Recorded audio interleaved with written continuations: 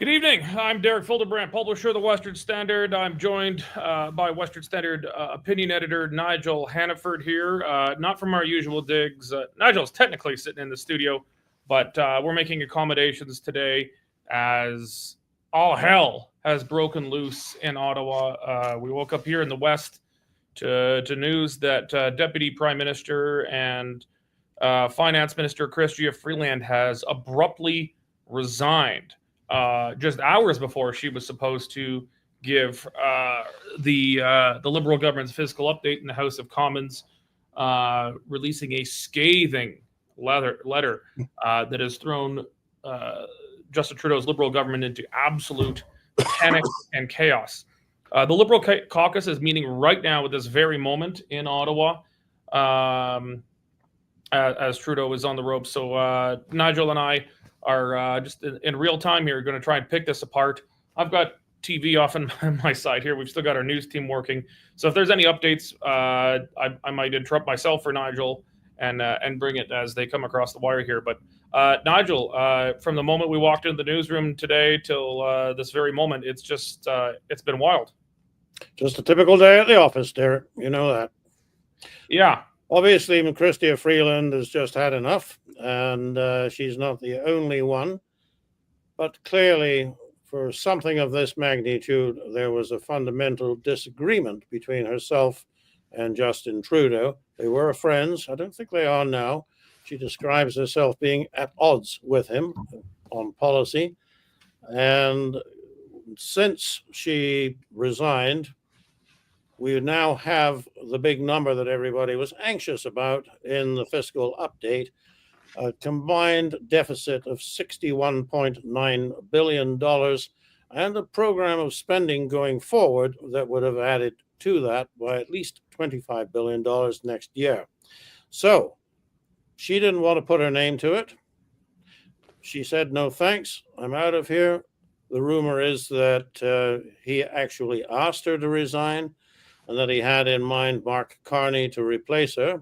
Mark Carney, of course, is not a member of the legislature, of the House of Commons. He would have had to become one.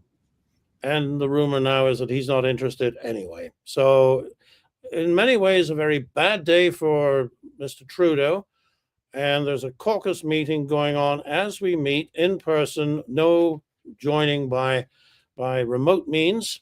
And he's in there defending his position. And the CBC, to their credit, managed to sneak up a camera to one of the windows, get a few shots of the Prime Minister at the podium. And I have to say that although we thought all hell would be breaking loose inside there, he looked reasonably composed and making a steady case. So I'm not ready to call the outcome of that one at all. Yes, a lot of this is prompted by this very strange liberal obsession with Mark Carney. I don't really understand why these guys are so hot to trot about the guy. Perhaps he's great or something, but the single overwhelming challenge facing this government is the fact that Canadians hate it, that it's wildly unpopular in every corner of the country. There's a by-election in BC tonight in a Liberal seat that they're expected to lose by very large margins, and I just don't see how Mark Carney adds a single point to the polls, and yet Justin Trudeau and the Liberals are seemingly obsessed with bringing this guy in, and Justin Trudeau made the mistake of many an adolescent boy who's got a girlfriend and wants to trade up to a better one, and started courting the new girl before. And the old girl found out. And in this case, Chrystia Freeland was told that he wants her to make way for Mark Carney.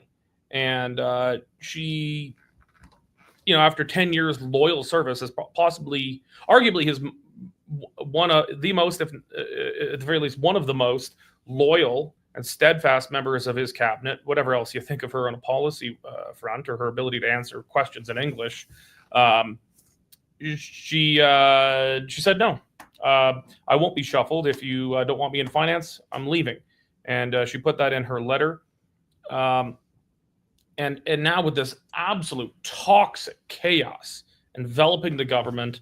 I cannot see, if Mark Carney was hesitant about joining the Trudeau cabinet before, I cannot imagine a world in which he looks at it today, this afternoon, 3:54 Western time, Mountain time, and says, "Yeah, this is something I want to put my reputation on."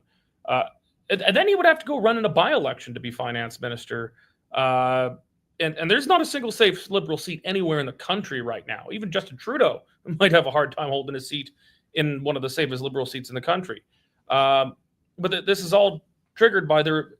Why, Nigel, do you think they're so obsessed with trying to get Mark Carney in this government?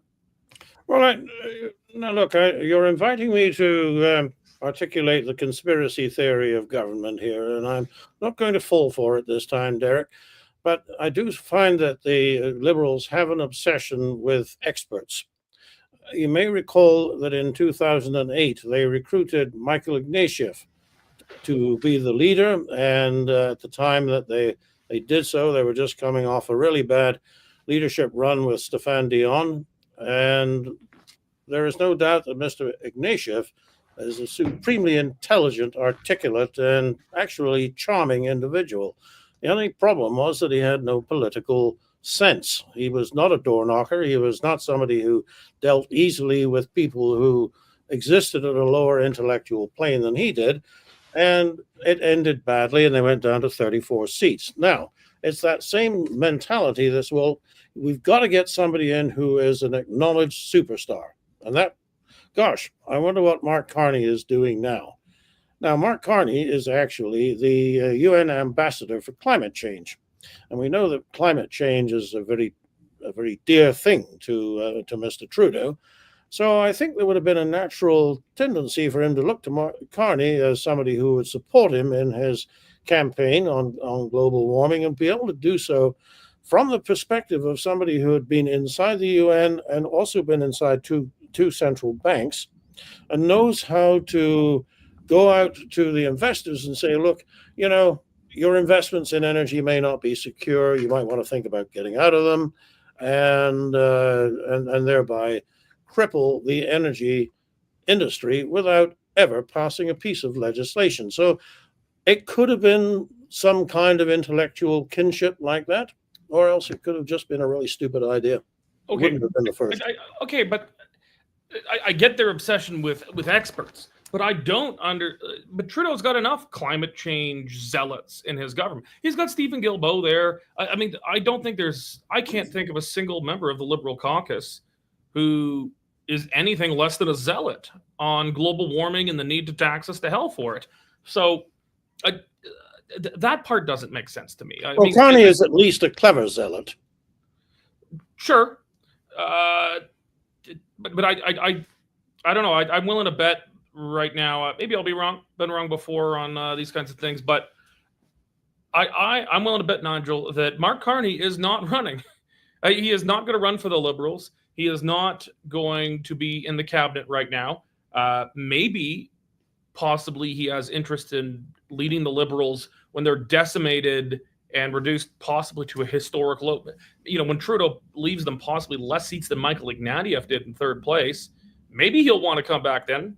Probably not. But I'm betting right now he is not going to end up in this caucus. He's not going to end up in this cabinet. And the Trudeau has just created this is a total unforced error that he's going to have all of this political radiation around him, and he's not even going to get his beloved Mark Carney for it.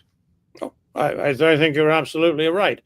But also, I'm of the opinion that Canadians aren't going to get the election that they're lusting after either. My guess is that what's happening inside that room right now is that Mr. Trudeau is delivering the message to a fractious caucus, which is, look, you can either have me or you can have an election. We've got 10 months to go. If you can wait this thing out with me till the end of tomorrow, we're clear until the end of January when the House reconvenes. And after that, we'll see what happens. But why would we, if we go to an election now, there's not one of us that's going to be returned to Parliament. So if that's what you want, if your principles are so important to you, if your loathing for me personally is that deep, well, fine, I can drop the writ tomorrow. But Seriously, is that what you want? That's the message that's going in there right now. Let's get to that in just one moment here. There's a meme that kind of sums up my thoughts on this. I was using the analogy of a guy who wants to trade up a girlfriend. He wants a prettier girl than he's already got, and it just brings to mind. Oh, sorry, the meme of where is it here? Oh, I can't really show it here, but you can. So, oh, can you hear me now, Nigel? Yeah, I can hear you. And it may be that way, Derek. I just no, like Trudeau's got his eye on something bigger and better, I guess, than Chrystia Freeland. But in this case, I just don't think he's going to get either. But so let's talk about the fallout now with his caucus. His caucus is meeting at this very moment in Ottawa. It's